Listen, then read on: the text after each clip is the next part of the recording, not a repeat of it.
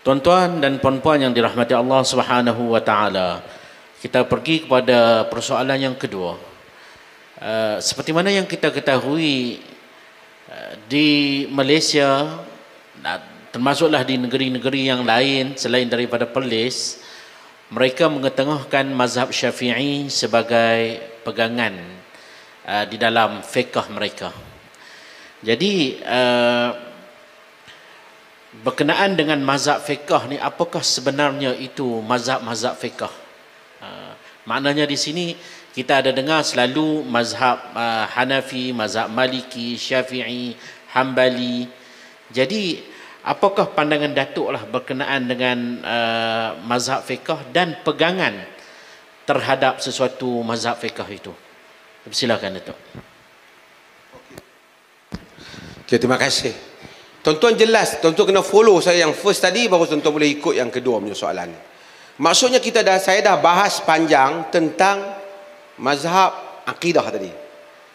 Kalau nak panjang, nak bahas lagi memang panjang lagi lah.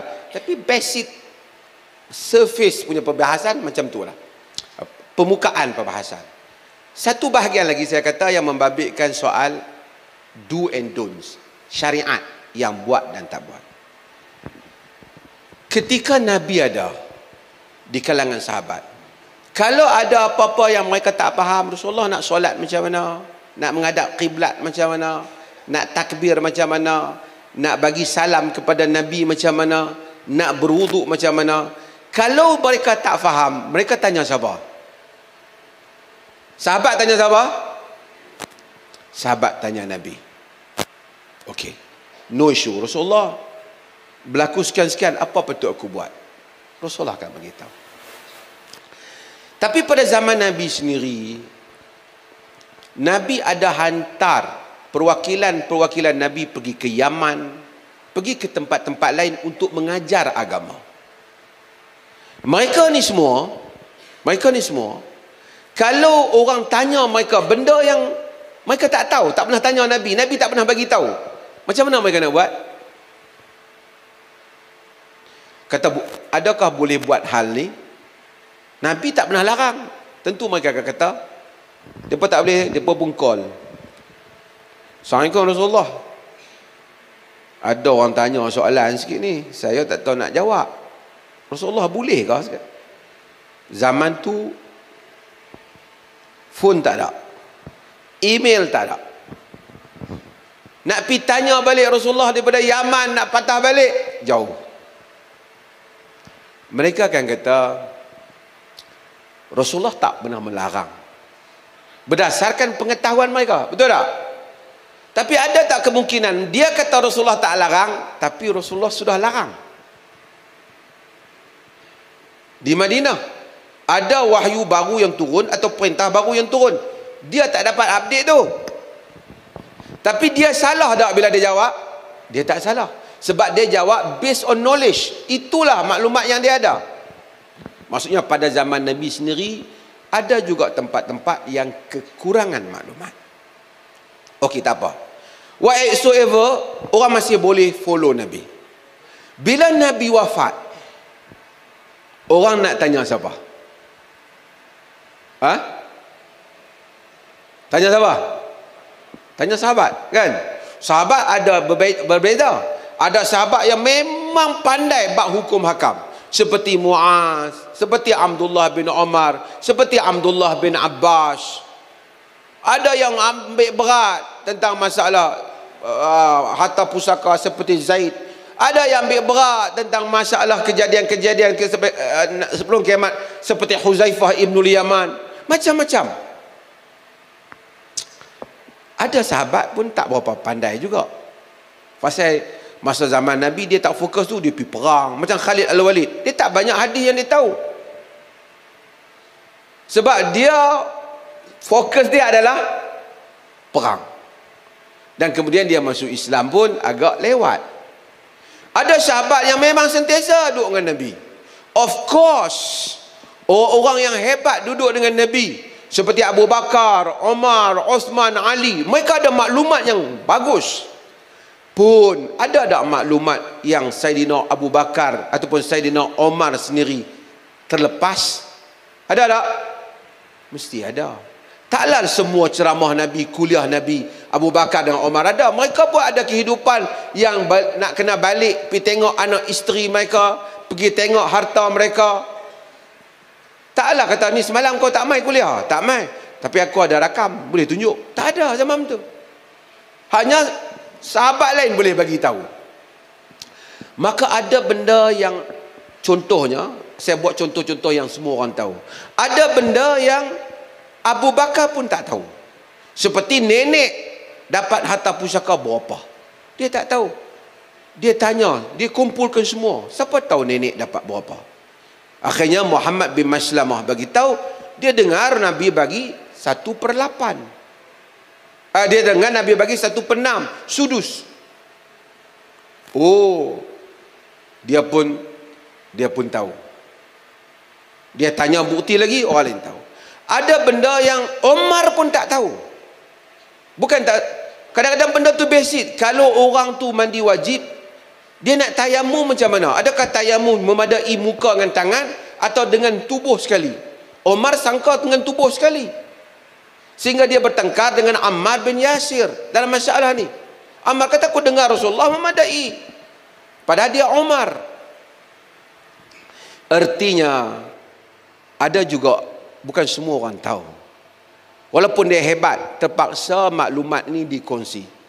Nabi kata, fala'alla mubalaghin aw'a min sami'. Boleh jadi yang mana orang yang disampaikan lebih faham daripada orang yang dengar.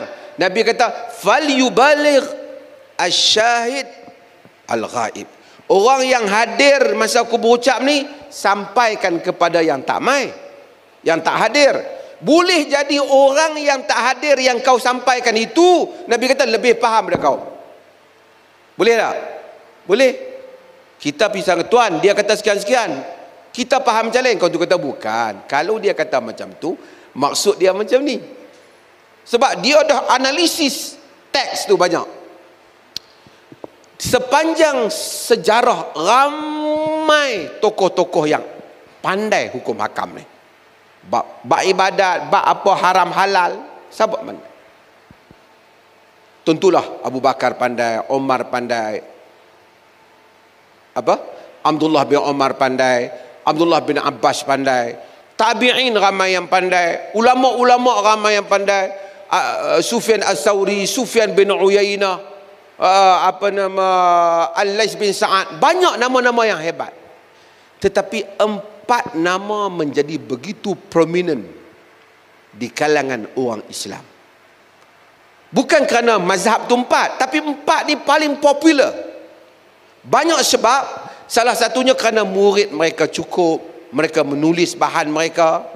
4 mazhab, 4 tokoh itu Abu Hanifah. Yang ni Abu Hanifah pun muncul kemudian, meninggal pada tahun 150 Hijrah. Adanya tokoh seperti Imam Malik, adanya tokoh seperti Imam Syafi'i, ini pun meninggal tahun 204. Adanya tokoh seperti Imam Ahmad bin Hanbal. So mereka ni isu, ada benda yang tak jelas tentang hukum, mereka rumuskan. Saya nak buat contoh untuk orang awam faham. Contoh biasa. Bila kita musafir, kita boleh buka puasa ataupun tak? Boleh tak? Kalau kita sakit, boleh buka puasa tak? Wa man kana maridan aw ala safar. Ini contoh mudah saya buatlah. Siapa yang sakit atau musafir, boleh buka puasa tak? Okey, semua tuan-tuan tahu boleh. Tapi sakit yang macam mana yang boleh? Sakit gigi, sakit mata, demam sesama, sakit juga. Sakit perut, sakit belakang, sakit kepala, sakit apa? Contoh, benda-benda yang seperti ini. Kemudian musafir. Musafir macam mana? Musafir yang boleh qasar semayang. Okey, qasar semayang tu berapa jarak dia? Pasal zaman dulu bukan ada naik unta, jalan atas belakang tu unta naik 2 km, 3 km, tak ada. Orang hanya agak kejauhan itu berdasarkan kepada bandar ke bandar. Tak ada Nabi bagi tahu jauhnya sekian-sekian kilometer. Bukan ada kilometer. Bukan ada ukuran batu pun. Hanya manusia mengagak daripada bandar ke bandar. Contoh saya nak bagi faham. Habis itu kalau boleh musafir boleh buka puasa, hari ni saya nak musafir katalah ke Mekah, pagi ni nak turun daripada rumah, saya boleh buka puasa mula daripada rumah ke atau tengah-tengah perjalanan ke? Semua persoalan ini perlukan perbahasan. Siapa yang bahaskan? Inilah tokoh-tokoh fiqh ni. Yang nama-nama tadi. Yang ni bagi pandangan macam ni, yang ni bagi pandangan macam ni, yang ni bagi pandangan macam ni, yang ni bagi pandangan macam ni. Lalu jadilah pandangan-pandangan itu mazhab di dalam agama. Tuan-tuan faham tak? Jadi mazhab Syafi'i dia ada kaedah cara bagi pandangan dan pandangan yang telah dikeluarkan. Mazhab Hanafi ada cara dia. Semua mereka ini ada pengikut mereka. Di samping 4 mazhab ni banyak lagi mazhab yang lain. Ada. Oleh kerana orang Islam mai kemudian macam kita tak do not achieve the level of knowledge. Pencapaian kita tu tak sampai mereka tu. So we need to follow their ijtihad. So saya nak ikut siapa? Saya nak ikut Imam Syafi'i ke? Imam Hanafi ke? Imam Malik ke? Imam Abu Hanifah? Semua mereka ini orang alim. Betul tak? Allah menyatakan fas'alu ahla dzikr. Tanyalah ahli zikir. Tanyalah orang yang mempunyai ilmu. Kalau saya ikut Imam Abu Hanifah pun ahli ilmu juga. Kalau saya ikut Imam Malik pun ahli ilmu juga.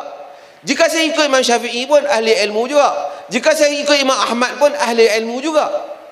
Jika saya ikut Al-Laits bin Sa'ad pun ahli ilmu juga. Jika saya ikut Sufyan Al-Thawri pun ahli ilmu juga. Suruhan Allah mengikut ahli ilmu.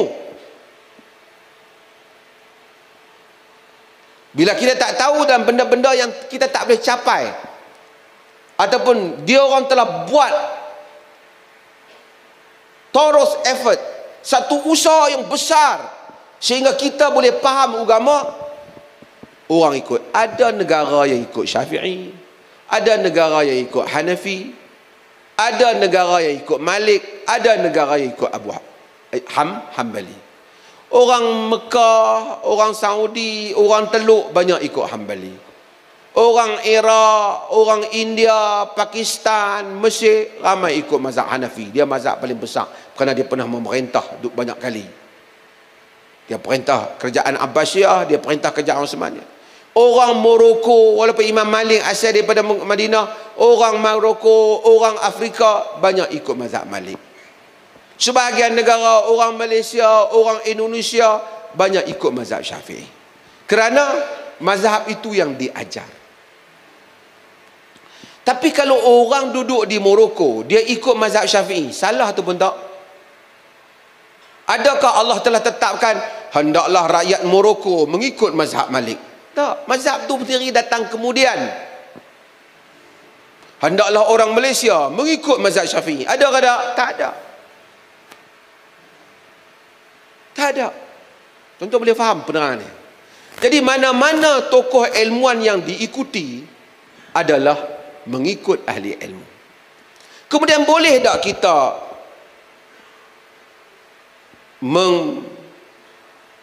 membuat perbandingan tentang pandangan-pandangan? Contoh, saya nak buat satu contoh. Baru ni saya tengok satu orang daripada Jabatan Mufti ataupun agama sebuah negeri. Dia menjawab soalan dan dia keluarkan soalan itu ke dalam di dalam apa? YouTube dan juga di dalam TikTok, saya kata. Dan ramai orang tanya saya. Dan memang itu contoh mazhab Syafi'i, great mazhab, hebat mazhab yang hebat. Tapi ada pandangan-pandangan yang mungkin kita boleh setuju ataupun kita kena ambil pandangan mazhab lain. Contoh, Dia kata kalau satu orang tu telah berzina dengan satu orang perempuan, kemudian lahir anak daripada perzinaan tersebut, kemudian setelah budak perempuan tu membesar, cantik ke lawa ke, jumpa balik dengan pak yang pernah berzina dengan mak dia, dia pun nak berkahwin pula dengan anak dia, boleh ataupun tak? Dia kata menurut mazhab Syafi'i boleh. Dan memang itu pun, dan hampir kaul yang sama saya rasa dalam sebahagian kalangan Malik. Tapi dalam mazhab yang lain, tuan-tuan bayangkan dalam kita ada kes JSB lah apa semua ni, kalau benda ni diterima sebagai umum, banyak cacah merebah pada zaman banyak perzinaan ni. Bukan nak salahkan Imam Syafi'i, dia mempunyai satu kaedah perbahasan dia. Kan dia menyatakan nasab itu tak sabit. Bila nasab tak sabit, you are nothing for me, you are nobody, you are not my relative, you are not from my blood. Tapi lah mazhab lain dia kata kalau menyusu pun tak boleh kahwin dah, bagaimana nak kahwin dengan anak yang merupakan titis mani dia sendiri? Ada pandangan yang lain. Okey. Sebab itu di Perlis kita melihat mazhab-mazhab ini sebagai satu khazanah yang besar. Kita mengambil sebahagian pandangan daripada mazhab ini, daripada mazhab ini. Kita tak terkeluar daripada mazhab ini. Cumanya kita taklah hanya satu sekolah saja kita ambil. Maka sebab itu diperleh antara toke padi dengan toke harum manis. Duit toke harum manis banyak lagi. Dalam mazhab Syafi'i, harum manis tak kena zakat. Sebab yang kena zakat ialah makanan asasi negeri penduduk saja, seperti padi, gandum, tamar. Tapi diperleh wajib juga zakat harum manis sebagai zakat tanaman. Main mana ni? Mazhab Hanafi. Kerana itu lebih adil. Contoh saya nak buat. Dan banyak hal-hal yang lain umpamanya. Kalau saya nak, dalam semua fatwa-fatwa di Perlis ni ada rumah mazhab dia. Orang kata Perlis tak ada mazhab. Bukan tak ada mazhab. Perlis keluar mazhab. Bukan keluar mazhab. Tetapi dia tidak hanya satu mazhab saja dia pegang di dalam mengeluarkan fatwa. Tuan-tuan bayar zakat pendapatan tak? Siapa bayar zakat pendapatan sini? Angkat tangan Zat. Pakat tak bayar habis? Ha? Zakat pendapatan tidak ada dalam mazhab Syafi'i. Sebab tu di Perak dia stick tak ada mazhab zakat pendapatan pada zaman dulu lagi. Sekarang ni mungkin tak tahu kalau berubah satu hari dua hari. Sebab Imam Syafi'i tak ada, dalam mazhab Syafi'i tak ada. Ini dalam mazhab Hambali. Maka jika tuan-tuan tengok dia Perlis, kenapa? Kerana kita membandingkan kekuatan dalil. Oh, hang lebih pandai pada Imam Syafi'i lah, hang sendiri bagi pandangan lain. Itu bukan jawapan dia. Sekarang ni cerita budak-budak bolehlah cakap macam tu. Kau ikut mazhab Syafi'i, adakah kau lebih pandai daripada Imam Malik? Kau bila ikut mazhab Syafi'i, adakah kau dakwa kau lebih pandai daripada Abu Hanifah? Bila kau ikut mazhab Syafi'i, adakah kau lebih pandai daripada Imam Hambali? Bukan macam tu. Bukan kerana kita lebih pandai. Kita memilih pandangan yang satu lagi di atas alasan-alasan yang pada keyakinan kita lebih kuat. Bukan kita yang kata. Alasan-alasan itu boleh kita baca. Maka dengan tu tengok di Perlis. Mungkin yang polis datang ni, pasal apa bismillah pelan? Dalam dunia ni semua orang bismillah kuat. Sebab dunia kita pikir ni lah. Kalau kita pergi luar negara, kebanyakan dunia ni memang bismillah pelan. Masjidil Haram, Masjid Nabi memang pelan-pelan. India, Pakistan bismillah pelan. Negeri Iraq apa semua, Jordan bismillah pelan. Bismillah kuat untuk bacaan Fatihah dan salat ialah mazhab Syafi'i. Mazhab Hanafi bismillah pelan.